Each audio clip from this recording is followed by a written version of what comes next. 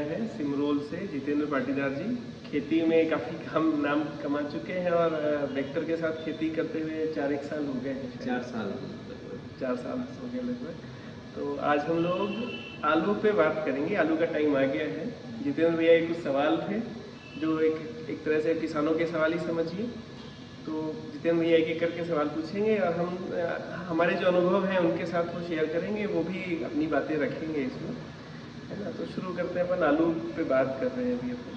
आलू की खेती में काफ़ी कठिनाइयाँ आती है किसान भाइयों को, और हर साल एक नया उसको एक टारगेट मिलता है, हर साल एक नई समस्या का सामना करना पड़ता है। हाँ, और नया जोश भी रहता है। नया जोश भी रहता है, क्योंकि आलू की खेती ऐसी है कि आज जो हुई वो हुई, अगले साल फिर नई शुरुआत। तो काफ़ी समय से मैं भी आलू की खेती कर रहा हूँ। हर तरह की आलू की खेती मैंने भी की है, कॉन्ट्रैक्ट फार्मिंग किया है, आलू की चिप्स वाली वैरायटी की खेती की है, राशन वाली वैरायटी, लगभग सब तरह की खेती में कर चुका हूँ। और हर साल कुछ ना कुछ नई समस्या आती रहती है। तो हम बेसिक जो आलू की शुरुआत है, बेसिक जो समस्या है, उन पर थोड़ी सी चर्चा आपसे जानना चाहेंगे, ताकि हमारे किसान भाइयों को कुछ नई और रोचक जानकारी मिल सके। तो जीतू भैया के साथ हम जब जुड़े थे तो क्या होता है कि आलू इस एरिया में जो भी लगता है वो जल्दी का आलू लगता है, गर्म सीजन में लगता है। मतलब अभी गर्मी पूरी गई नहीं है और आलू की बुआई काफ़ी हो चुकी है, अभी हो भी रही है, पर कुल मिला के गर्म टाइम में ही आलू लगता है। और इस गर्मी में क्या होता है कि आलू में सड़न की बीमारी काफ़ी आती है। इवन किसान कोल्ड स्टोर से आलू निकाल के रखते हैं तो भी वो सड़ना शुरू हो जाता है, 2-3 दिन में ही सड़न उसमें दिखने लग जाती है। तो ये जनरली कुछ पैथोजन होते हैं जो बीज के साथ आते हैं, उसके कारण ये सड़न लगती है। बैक्टीरिया टाइप के पैथोजन होते हैं, रियल बैक्टीरिया नहीं, बट आप उनको बैक्टीरिया में कैटेगराइज कर सकते हैं। तो एक तो ये सड़न आती है बैक्टीरियल, जिसको आंसू की बीमारी भी आप लोग शायद कहते हैं ना, उसमें पानी निकलने लग जाता है ना, कातले में डैमेज या कातले में काट। और हाँ, इसमें कैसा होता है कि जैसे आपने एक आलू बीमार है ना, पूरी तरह सड़ा नहीं पर बीमार है, तो आदमी सोचता है कि अच्छा हिस्सा निकाल ले इसका, तो काटता है तो बीमारी वाले बैक्टीरिया उस चाकू में लग जाते हैं, उसी से जब अगला आलू कटता है तो उसमें ऐसे ट्रांसफर होता जाता है। तो एक ये समस्या आती है ना। तो इसका तो अब ऐसा बहुत ज़्यादा है, किसान कुछ कर नहीं सकता। मैं उनको बोलूँ कि धो के वो, तो ऐसा हो नहीं सकता, संभव नहीं है। फिर मैं उनको बोलूँ कि सड़ा हुआ आलू पूरा छाट दो, पूरी तरह से नहीं छाट सकते आप, काफ़ी कुछ बाहर निकाल सकते हैं लेकिन कुछ छटेगा। तो यहाँ पे एक समस्या ही आती है। तो इससे इसका निदान ये है कि अपन थोड़ा सा आलू को ऊपर की तरफ बोएं और नमी में बोएं। खेत में नमी होनी चाहिए, या बोने के तुरंत बाद अपन इसमें पानी चलाएं ताकि इसको जड़ें फोड़ने के लिए थोड़ा सा इंडक्शन मिले। दूसरा ये है कि आलू कोल्ड स्टोर से निकालने के तुरंत बाद ना बोएं, इसको 6-7 दिन हफ्ते भर बाहर रखें, ताकि इसमें अंकुरण की जो प्रोसेस है वो शुरू हो सके। वो क्या शुरू होती है, उसके ऊपर जब लाइट पड़ती है, आलू को थोड़ा सा गर्मी मिलती है तो अंकुरण की प्रोसेस शुरू होती है। उसके लिए आप उसको कुछ दिन स्टोर से बाहर निकाल के रखिए, उसके बाद फिर आप खेत में ले जाइए। और उसमें भी ज़्यादा अच्छा है कि आप खेत को गीला करके यानी नमी में बोएं।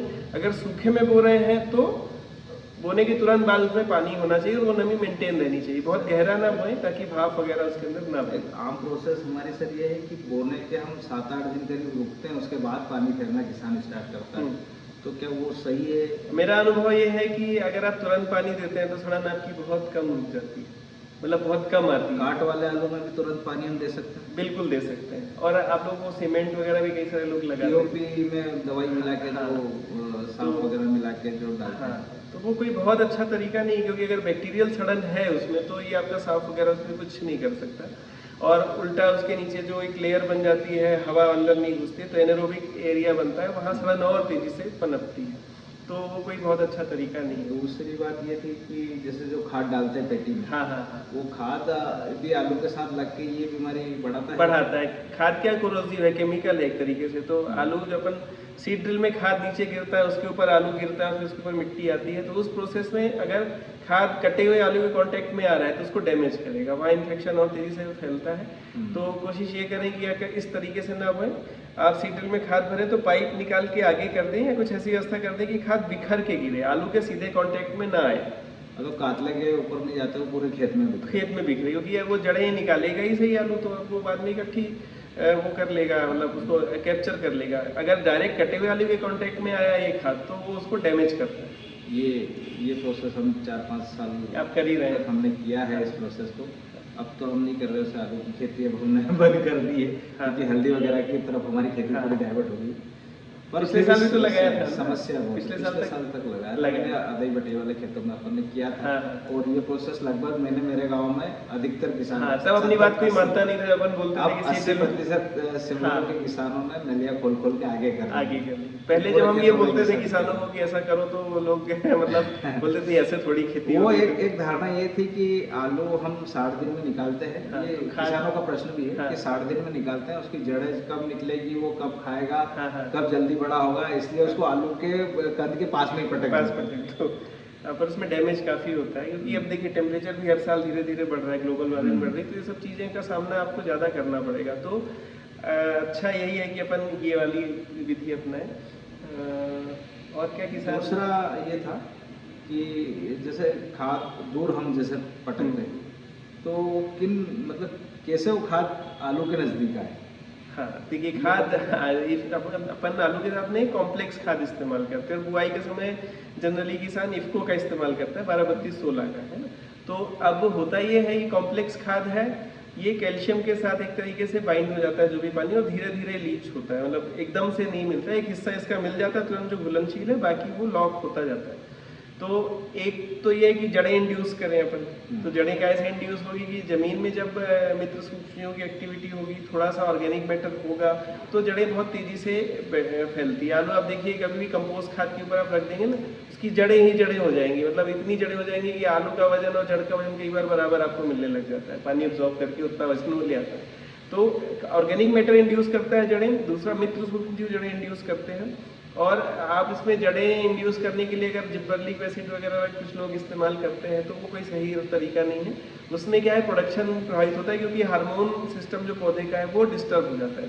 माइक्रोराइजा भी यूज करते हैं। माइक्रोराइजा मेरे समझ में आलू के लिए सही नहीं है, क्योंकि अपन जैसे आपने बताया कि बहुत कम दिनों की फसल है, तो बहुत दूर से फर्टिलाइजर अपने को पकड़ के नहीं लाना है। उसके लिए अपन ज़्यादातर घुलनशील इस्तेमाल करते हैं, मतलब इसको वगैरह भी काफ़ी हिस्सा इसका घुलनशील होता है। फिर अपन जो बाद में फर्टिलाइजर चलाते हैं सॉल्युबल ग्रेड के, तो वो भी बहुत दूर से पकड़ के नहीं लाने, जहाँ पानी होगा वहाँ ये सॉल्युबल हो ही जाएंगे।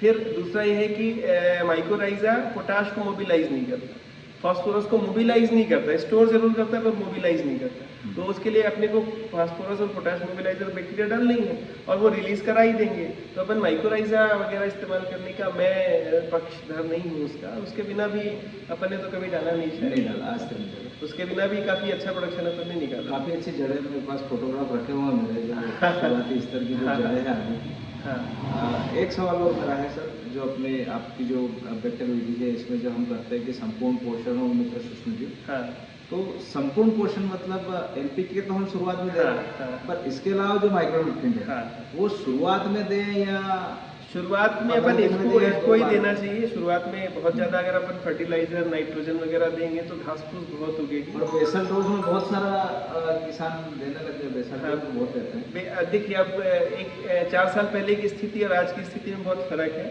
4 साल पहले क्या है, स्प्रिंकलर वगैरह बहुत ज़्यादा नहीं होते थे लोगों पास, ड्रिप भी इतनी नहीं थी, लेकिन आज की डेट में लगभग 90% के ऊपर खेतों में अपने को ड्रिप और स्प्रिंकलर आसपास, इंदौर के आसपास की बात कर रहे हैं अपन, तो यहाँ है। तो अपन जो सॉल्युबल फर्टिलाइजर दे रहे हैं और जो माइक्रोन्यूट्रिएंट देने हैं वो भी अपन इनके माध्यम से अच्छी ग्रेड वाले अगर आप लेते हैं तो दे सकते हैं। तो उनकी मात्रा में भी आप कटौती कर सकते हैं। पहले जो डोज जाती थी बेसल में, काफ़ी सारी पानी के साथ ड्रिफ्ट आउट हो जाती है, बह जाती है, तो उसको रोकने के लिए अपन उसको टुकड़ों में 2-3 बार में दे दें और उसकी मात्रा भी आपकी कम हो जाएगी, क्योंकि पौधे जितना पौधा एब्जॉर्ब कर लेगा उतना पौधे लगेगा, जितना पानी के साथ आगे चला जाएगा वो नहीं मिलेगा। पत्ते के माध्यम से जाएगा तो बिल्कुल नहीं होता। अगर मात्रा आप उसकी सीमित दे रहे हैं तो नहीं होगा, है ना। अपन ऐसा अनशन, और दूसरा क्वालिटी पे भी डिपेंड करता है। ऐसे आप कोई भी सल्फेट ले रहे हैं जिसमें सल्फ्यूरिक एसिड एक्सेस मात्रा में है, अनबाउंड सल्फ्यूरिक एसिड है, तो वो जलाएगा।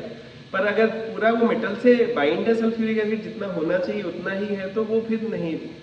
और दूसरा एक सावधानी तो रखना ही है कि अपन जब फर्टिलाइजर चलाते हैं और उसके बाद फिर अपने को थोड़ी देर पानी भी चलाना ही है उसमें, मतलब पत्ता धुल जाना, पत्ता वापस से धुल जाए, और इतना ही पानी चलाएं कि रूट जोन उसका गीला हो, 4-5-6 इंच से ज़्यादा नमी ना करे, मतलब खेत से ऐसा रसपस होकर पानी ना बहे, एब्जॉर्ब हो जाए, उतना ही थोड़ा पानी देखने लग जाए, उसके बाद बंद करना है। तो फर्टिलाइजर चलाने के पहले थोड़ी देर पानी चलाएं, फर्टिलाइजर चलाएं और फिर पानी चलाएं। एक स्टेप अपन थोड़ा सा आगे निकल गए, ट्रीटमेंट की बात फर्टिलाइजर पे चल रहा था तो उसी पे चलने लग गया है। ट्रीटमेंट करना चाहिए, नहीं करना चाहिए, या फिर करें तो किस चीज़ से करें? देखिए, जो मेन बीमारी आती है आलू की सड़न वाली, तो वो बैक्टीरियल है, उसके लिए कोई ट्रीटमेंट है नहीं और कोई इफेक्टिव ट्रीटमेंट है भी नहीं उसका। तो अगर उसके लिए ट्रीटमेंट कर रहे हैं तो ना भी करेंगे तो चलेगा। मतलब जो बीज जनित है तो जो मर जाए तो ज्यादा अच्छा है, क्योंकि वो अधमरा चलेगा, दूसरों की भी जगह घेरेगा। इससे अच्छा उसको ना बचाए, उसको जाने नहीं मिलेगा। उसे मिलेगा, 1-2 आलू लगेंगे, वही आलू ज्यादा खर्चा करवाता है। तो उसको जाने दें, जो जा रहा है जाने दें। उसके बाद फिर अपन जो बचा हुआ उसको भरपूर पोषण दें। दूसरा ये कि सीड ट्रीटमेंट से ज़्यादा जरूरी है कि सॉइल ट्रीटमेंट करें, क्योंकि अपना लगातार क्रॉपिंग सिस्टम है, 3-3, 4-4 क्रॉप लेते हैं लोग, कि अभी धनिया हाका 4 दिन में आलू बो देंगे उसमें, है ना, सोयाबीन हाका उसमें बो देंगे। तो उसका जो वेस्ट मटेरियल है पिछली फसल का, उसकी जो फंगस है, उसमें जो बीमारी वाले जीव हैं, उनको ट्रीट करना बहुत जरूरी है। उसके लिए बीज ट्रीटमेंट बस से काम नहीं होगा।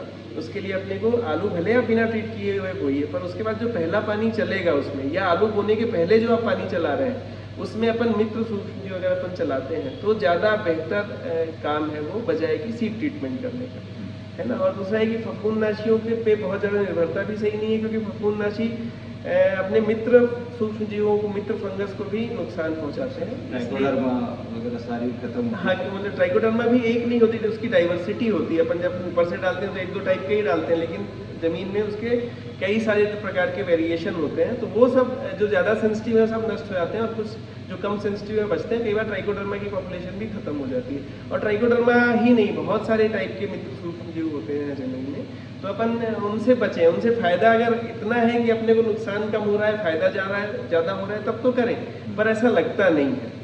क्योंकि कई बार भी अपन देखते हैं कि उसके ऊपर दवाई लगी हुई है, कलर भी नहीं गया है, उसके बाद भी आलू सड़ गया है या पौधे में बीमारी आती है ना। तो अपन आखिरी फसल जो अपनी गई है उसको हाँकने के पहले अगर उसमें मित्र सूक्ष्मजीवों का स्प्रे कर देते हैं, या आलू बोने के पहले जो पानी चल रहा है उसमें चला दें। अगर उसमें भी नहीं चला रहे हैं तो आलू बोने के बाद जो पहला पानी चल रहा है उसमें चला दें, तो ये बेस्ट स्टेप है ये करने की।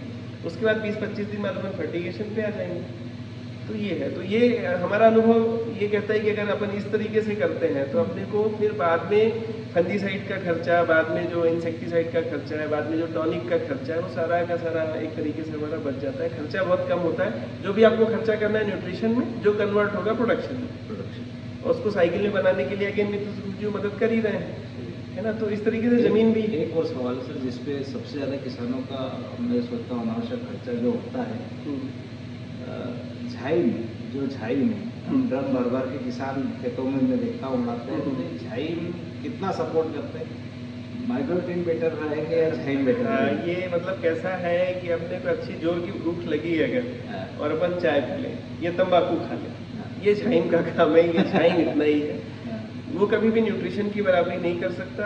झाइम कोई सा भी हो, कभी भी कंपोस्ट की बराबरी नहीं कर सकता। आप जो कंपोस्ट डालेंगे ट्रॉलियों में भर के, या आपकी पिछली फसल की जो जड़ें पत्तियां बची हैं वो जो कंपोस्ट में कन्वर्ट होंगी, झाइम कभी भी उसकी बराबरी, मतलब वो आप 10-20 किलो डाल देंगे, 50 किलो डाल देंगे, इसके ऊपर क्या डालेंगे? खर्चा भी तो बहुत हो जाएगा, बहुत महंगा रहता है, महंगा भी बहुत होता ज़्यादा मिलता है। तो उसकी बजाय अगर कंपोस्ट, न्यूट्रिशन और माइक्रोब्स पे ध्यान देंगे तो आपका यही चीज़ ट्रॉलियों में भर भर के बनेगी, है ना। और आप फिर सोचिए कि झाइम अगर इतनी मात्रा में डल रहा है, झाइम में होता क्या है? ऑर्गेनिक मैटर है, माइक्रो न्यूट्रिएंट्स है ना, और कुछ एक टॉनिक मतलब अमीनो एसिड वगैरह मिला देते हैं, है ना। तो पौधा तो खुद ही अपनी अमीनो एसिड बनाता है। बैक्टीरिया जब कोई चीज़ डिकम्पोज करते हैं तो अमीनो एसिड और दूसरे ऑर्गेनिक एसिड बनते ही हैं उसमें, है ना। तो वो उसको एक नेचुरल सिस्टम में चलने दें। जैसे अपन में एक कहते हैं ना कि एक खुद का पका हुआ केला या अमरूद जो टेस्ट देता है, अपन वही कार्बाइड से पकाते हैं तो नहीं आता। डाल पाक, हाँ, डाल पाक। तो खेत में कंपोस्ट जब बनता है ना, तो डाल पाक के तरीके से ही खेत में, मतलब जो चीज़, जो कचरा हम बाहर नहीं ले जा पा रहे उसकी बात कर रहे हैं। ऐसा नहीं मैं बोल रहा कि सारा कचरा ले और खेत में भर दो और वहाँ कंपोस्टिंग हो, ये नहीं बोल रहा हूँ। खेत में से जो, जैसे अपन ने सोयाबीन काट ली, उसका डंठल का छोटा सा हिस्सा और जो जड़ बची हुई है, उसको तो आप कुछ भी करके बाहर नहीं निकाल सकते। तो वो जो मात्रा बची है उसको जो माइक्रोब्स डिकम्पोज करते हैं, उस दौरान बहुत सारे अमीनो एसिड, बहुत सारे organic acid, humic acid, fulvic acid, ये सब बनते हैं खेत में, और पौधे को गर्मा गर्म मिलते हैं। मतलब बनता है पौधा ले लेता है, बनता है पौधा ले लेता है। तो उसका जो रिजल्ट आता है वो झाइम का रिजल्ट कभी भी नहीं आ सकता है, मेरा जो अनुभव कहता है। और उसका इसका जो असर है वो टिकाऊ है। लंबे समय तक चलेगा, ये होगा। मतलब शुरुआती बात से यदि हम आज की चर्चा का सार देखें तो हाँ। हमने बीज जो है बीज जनित बीमारियां पर दवाइयों पर खर्च नहीं करना चाहिए। दूसरी बात ये है कि बीज जो अपना ट्रीटमेंट जो करना है हाँ वो या तो अपना माइक्रोब से करें हाँ। या फिर नमी के साथ अपन पानी तो जमीन का भी ट्रीटमेंट हो जाएगा। तीसरा जो आपने बताया कि जो माइक्रोन्यूट्रिएंट्स जो देना है वो अपन स्प्रिंकलर से तो उसकी मात्रा कम हो जाएगी। अगर बेसल में डालना है तो भी 20 दिन बाद, मतलब जब पौधे की जड़ें विकसित हो जाएं उसके बाद ही देना बेटर रहेगा, क्योंकि आप उगते 2-3 पानी तो हो ही जाते हैं, तो जब तक वो बह ही जाएगा उसमें ड्रिफ्ट आउट हो जाएगा, है ना। तो ये होगा। और खाद जो है अपना इसको जो है उसको फैलाए पूरे खेत में। हाँ, पौधे के डायरेक्ट जड़ के मतलब अपने कटे हुए आलू के सीधे संपर्क में ना रखने की कोशिश कर रहे हैं उसको, है ना। अभी कैपिटल से जुड़े जो किसान है उनको तो ये बातें बहुत सारी पता है, पर जो नहीं जुड़े किसान है हाँ। उनके लिए भी ये बातें बहुत लाभदायक साबित होगी। ये तो अभी हमारा पहला चरण है। अब इसके विकसित 20 दिन बाद हम 15 से 20 दिन बाद एक बार फिर से अपन खेत में बात करें खेतों में किसानों के साथ आपके जो मित्रों से जुड़े हुए किसान जो नहीं जुड़े किसान है, जो अच्छे किसान उनके खेतों में जाके हम लोग ये चीज़ देखेंगे और समझेंगे एक बार। ठीक है। तो ये जो जानकारी आपने दी है वो आपका ही बहुत धन्यवाद इतना समय निकालने के लिए। ये जो जी तो भैया बहुत बिजी रहते हैं। अभी कल इनका एक लेख प्रकाशित हुआ है हमारे क्या है, कौन सी है, किसान संघ की अखिल भारतीय पत्रिका है, वार्षिक पत्रिका। हाँ, तो उसमें एक इस विषय पे था। उसमें जैविक को लेके जो सीधे उपभोक्ताओं से जो संपर्क है, हाँ, उसमें इंडिया के जो करीब 70-80 किसानों का लेख छपा हुआ है जो हाँ। उसमें एक अफगानी सिलेक्शन बढ़िया प्रविष्टियाँ गई थी। जीतू भैया से जब से मैं जुड़ा हूँ ये कोशिश कर रहे हैं कि जो हम इनका जो एग्रीकल्चर प्रोड्यूस है इसको किस तरह से कस्टमर के डायरेक्ट कांटेक्ट में लाएं। तो हल्दी से शुरू करके अभी हम कुछ मसालों पे भी, कुछ मोटे अनाजों पे भी डाले हैं, आप मिलेट्स पे भी हम लोग काम कर रहे हैं। तो और भी किसानों के साथ ही जुड़ के काम करते हैं, वो लोग प्रोड्यूस करते हैं, ये मार्केट करते हैं, क्योंकि हर कोई मार्केट नहीं कर पा रहा है। किसानों की समस्या है कि समय नहीं मिलता है और जमीन भी सीमित मात्रा में सबके पास, तो हम सब कुछ उगा भी नहीं सकते। हाँ, वो भी सही बात वो चाहिए। तो एक अच्छा क्वालिटी प्रोडक्ट मार्केट करने की, मतलब किसान से कंज्यूमर तक का अप्रोच है जीतू भैया का, तो लगे हैं। और ये सब बैक्टीरिया की ताकत से हो पाया है। तो बैक्टीरिया की वास्तविक ताकत जब सरकारी विभाग से जो बैक्टीरिया आते थे जो पाउडर फार्म में जो साल भर बाद आते थे, स्टोरेज के कारण ठीक है, जो भी समस्या है हाँ नहीं हो पाते थे, पर जो विकसित अब जो आने लगे बैक्टीरिया बहुत पावरफुल है और किसानों को इस और रुझान करना चाहिए।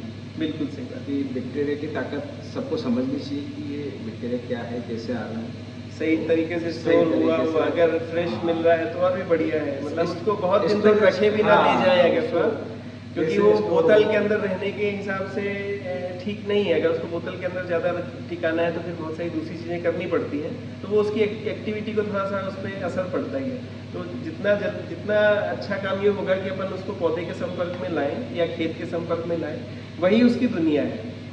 मतलब जड़ें, मिट्टी और ये सब मित्र सुषमी और मित्र फफूंद का उपयोग जो केमिकल वाले फार्मर्स कर रहे हैं, केमिकल के साथ यदि शुरुआत कर दे तो जमीन 2 से 3 वर्षों में बहुत हेल्दी हो जाएगी। ये मेरा निजी प्रयोग भी है, देखा हुआ भी है, मैं सबसे आग्रह भी करूँगा। जमीन का स्ट्रक्चर चेंज होते मैंने देखा है, आपने देखा है, किसानों ने भी महसूस किया है। जी तो ठीक है, इस चर्चा को यही खत्म करते हैं। बहुत बहुत धन्यवाद सर। थैंक यू आप सभी का सुनने के लिए।